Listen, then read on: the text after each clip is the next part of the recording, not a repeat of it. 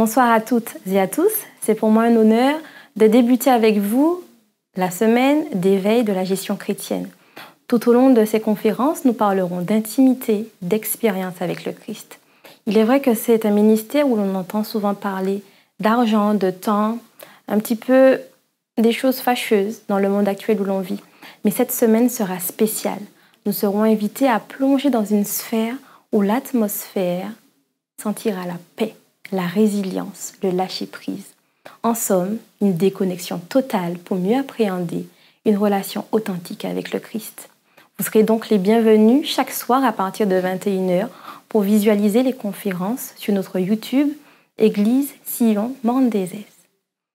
Si je vous dis « arrêtez », un célèbre passage de la Bible commence par ce mot. Lequel ? « Et sachez que je suis Dieu ». Je pense que vous l'avez compris. Cette phrase se trouve à la fin d'un chant de l'Écriture composé par les fils de Corée. « Arrêtez et sachez que je suis Dieu. Je domine sur les nations, je domine sur la terre. » Psaume 46, verset 11. On peut donc se poser la question « Qui est Dieu ?» Quelques adeptes de la philosophie du New Age interpréteraient ainsi ce chant « Arrêtez et sachez que je suis moi-même Dieu ». D'ailleurs, dans les années 1980, l'actrice Shirley MacLaine, que beaucoup considèrent comme une grande prêtresse du mouvement du New Age, enchanta un vaste auditoire de téléspectateurs lorsque, debout devant l'océan Pacifique, les bras ouverts, elle se mit à chanter « Je suis Dieu, je suis Dieu, je suis Dieu ». Mais est-ce la signification de ce texte ? Entre nous, quand on tombe malade ou quand on voit comment la vie est éphémère, en un claquement de doigts, on a disparu, on n'y est plus. Laissez-moi vous dire qu'avant même de finir la lecture de ce psaume, il nous rappellera que nous ne sommes pas Dieu. Ce chant inspiré des Écritures ne proclame pas « vous êtes votre propre refuge et votre propre force », un secours présent dans la détresse, loin de là. Les premiers versets de ce psaume déclarent « Dieu est pour nous un refuge, Dieu est pour nous un refuge » et un appui, un secours toujours présent dans la détresse. C'est pourquoi nous sommes sans crainte quand la terre est bouleversée, quand les montagnes sont ébranlées au cœur des mers. Psaume 46, versets 2 et 3. Le reste de la Bible témoigne clairement que nous ne sommes pas Dieu. Écoutez les paroles du Seigneur rapportées par le prophète Ésaïe. « C'est vous qui êtes mes témoins, déclare l'Éternel, ainsi que mon serviteur, celui que j'ai choisi afin que vous sachiez, croyiez et reconnaissiez qui je suis. Avant moi, jamais aucun Dieu n'a été formé, et après moi, jamais aucun autre n'existera. C'est moi, moi seul qui suis l'Éternel, et il n'y aura aucun autre sauveur en dehors de moi. » Ésaïe 43, versets 10 et 11. L'Éternel, le roi des rois, lui seul est Dieu. En conclusion de cette première partie, comme vous l'avez bien compris, Shirley et tous les adeptes de ce New Age, de ce mouvement du New Age qui ont pour point de vue que nous sommes Dieu, se trompent littéralement. Au verset 11 du psaume 46, il y a ce verbe, ce premier verbe qui dit « arrêter ». Nous allons décortiquer ce texte si vous le voulez bien. Les fils de Corée, écrivant ce psaume sous la direction du Saint-Esprit, n'utilisent pas le verbe hébreu « damam » qui signifie être tranquille ou silencieux. Ils utilisent plutôt le verbe « rapha » et le sens de sa racine selon la concordance analytique de Jung est « lâcher prise ». On peut donc remplacer « arrêter » par « lâcher prise et sachez que je suis Dieu ».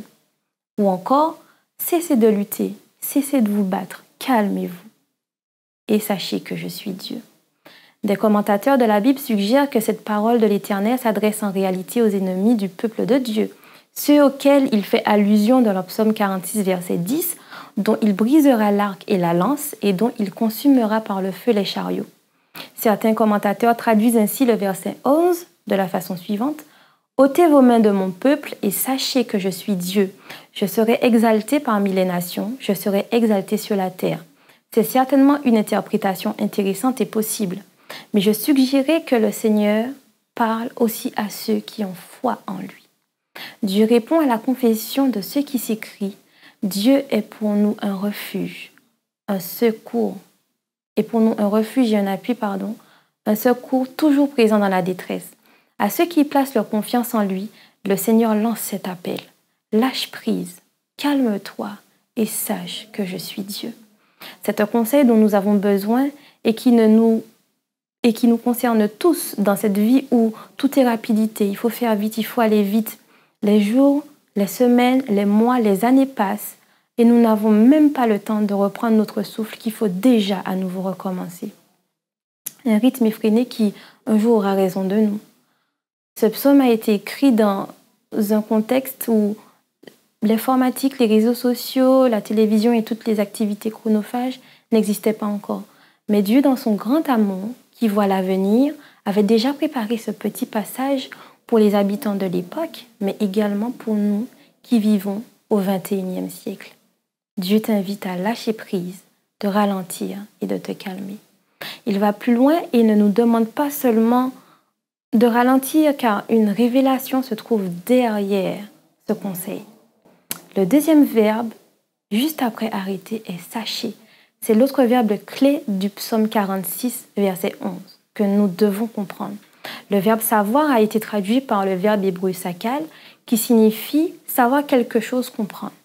On note ici une petite différence entre les traductions, puisque le verbe employé réellement est yada, qui signifie savoir dans le contexte d'une relation.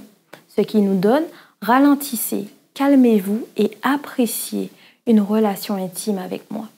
Quelle invitation précieuse! C'est d'une relation qui change la vie, dont nous avons tous désespérément besoin, n'est-ce pas? David, le psalmiste, a décrit dans l'un de ses chants cette expérience de ralentir et de lâcher prise. Éternel, je n'ai ni un cœur qui s'enfle, ni des regards hautains. Je ne m'occupe pas de choses trop grandes et trop élevées pour moi. Loin de là, j'ai l'âme calme et tranquille comme un enfant sevré qui est auprès de sa mère. Ceci est, je crois, l'image d'une personne qui répond à l'invitation de Dieu à ralentir, à se calmer et à apprécier une relation intime avec lui. Et je vais vous faire une petite confidence. Quand moi aussi, je suis en difficulté ou les problèmes me submergent, je me rappelle de ce psaume qui dit « Je ne m'occupe pas de choses trop grandes et trop élevées pour moi. Loin de là, j'ai l'âme calme et tranquille comme un enfant sevré qui est auprès de sa mère. » Au premier abord, cela a l'air réducteur du genre, bon, elle ne peut pas faire face à ses problèmes, elle fuit les responsabilités, la peur de la réalité. Mais j'ai le sentiment que Dieu a ce pouvoir de faire ce que je ne peux pas faire. Comme dit au début de notre étude, nous ne sommes pas des dieux et beaucoup de choses ici-bas nous dépassent. Mais moi, j'ai fait le choix d'aller au pied de Jésus qui saura me consoler et vaincre à ma place. Dans le dernier livre de la Bible, Jésus nous adresse également une invitation à apprécier cette relation intime avec lui. Voici, je me tiens à la porte et je frappe. Si quelqu'un entend ma voix et ouvre la porte, j'entrerai chez lui et je souperai avec lui et lui avec moi. Apocalypse 3, verset 20. Je crois que Jésus est l'homme le plus poli, le plus courtois et le plus respectueux que je connaisse. De la même manière que lorsque vous allez chez quelqu'un, vous frappez et vous attendez que l'on vous dise d'entrer, Jésus fait la même chose avec nous. Il patiente dehors, il frappe et il patiente dehors et attend qu'on lui ouvre. Il est vrai que parfois nous avons peur de laisser rentrer quelqu'un chez nous dans notre intimité alors qu'on le connaît, parfois pas spécialement ou pas du tout. Mais laissez-moi vous dire quelque chose. Jésus a une surprise pour vous. Jésus te propose une expérience intime et inoubliable. Partager un repas et passer un temps de qualité ensemble. Lorsque nos fils étaient encore petits, notre famille et moi, nous sommes partis de notre pays d'origine et alors que nous longions le Royal Albert Hall à Londres, soudain on voit passer une Rolls-Royce escortée de mobylettes. On se dit mais qu'est-ce qui se passe? Et quelle est ma surprise de voir que derrière cette voiture se trouvait la reine d'Angleterre, la reine Élisabeth II. Waouh! Quelle surprise qu'on a eue en la voyant, cette dame. Et à notre retour aux États-Unis, avec ma petite famille, nous avons raconté cette histoire à nos amis et nous avons imaginé plein de choses. Nous avons pensé, et si ce jour-là, la reine nous avait demandé, ça vous dirait de prendre un thé avec moi, mais c'est grandiose. On se serait pris pour des personnes importantes, alors que, bien évidemment, nous ne le sommes pas, mais aux yeux de cette dame, nous aurions été ses invités. Et je pense que si nous sommes déjà si enthousiasmés par une invitation par la reine, quel sera notre enthousiasme pour l'invitation du roi des rois? C'est une demande non pas royale, mais divinement royale que le Seigneur nous fait. Nous sommes personnes ici-bas, mais Dieu, lui, voit en nous des personnes de valeur. Qui sommes-nous pour mériter une telle invitation? Comment pouvons-nous ralentir, nous calmer et apprécier une relation avec le Christ? C'est notre challenge du jour.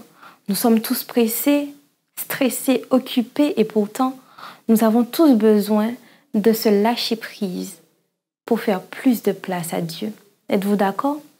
J'aimerais finir cette étude avec ceci. À quoi ressembleraient nos vies dans les jours à venir pendant cette semaine de réveil ainsi que dans les prochains mois si nous ralentissions, si nous nous calmions pour apprécier plus pleinement une relation intime avec Dieu? Je suis certaine que la plupart d'entre nous regarderaient moins la télévision, passeraient moins de temps sur les réseaux sociaux. Nous aurons demandé à Dieu de nous aider à lâcher prise d'une longue liste de tâches et d'activités qu'il ne nous a jamais demandé de mettre à la première place. Nous passerions plus de temps dans des endroits où nous pourrions apprendre et célébrer une relation intime avec Dieu.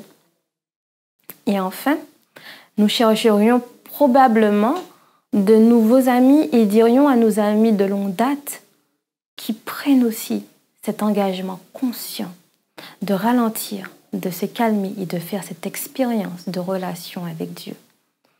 Enfin, une relation intime avec Dieu ne se fera pas comme ça. Elle ne se fera pas sur un malentendu, ni par accident. Il faudra un choix conscient pour ralentir, se calmer et pouvoir apprécier une relation avec notre Créateur et Rédempteur. Pensons durant cette semaine à une ou plusieurs façons qui nous aideraient à faire cela. Père éternel, nous te remercions pour cette étude que tu nous as permise de mener, Seigneur, à ta présence. Te demandons pardon si nous avons erré, si nous avons fauté devant toi, Seigneur. Alors que tu nous donnes ce conseil de ralentir, de lâcher prise afin que tu puisses prendre le relais, nous te demandons, Seigneur, que tu puisses agir dans nos vies chaque jour et que nous puissions, Seigneur, prendre à bras le corps ce conseil que tu nous donnes. Nous savons que nous avons beaucoup de choses à faire. Nous sommes pressés, nous sommes parfois malmenés, mais nous savons que tu es toujours avec nous. Aide-nous à prendre cet engagement avec toi, Seigneur, et que nous puissions chaque jour t'aimer davantage et que nous puissions également dire à notre prochain que nous devons à tout prix rester avec toi et te mettre à la première place dans nos vies.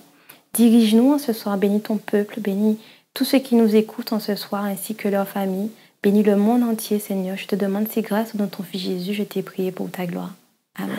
Passez une excellente soirée, soyez bénis et à demain soir.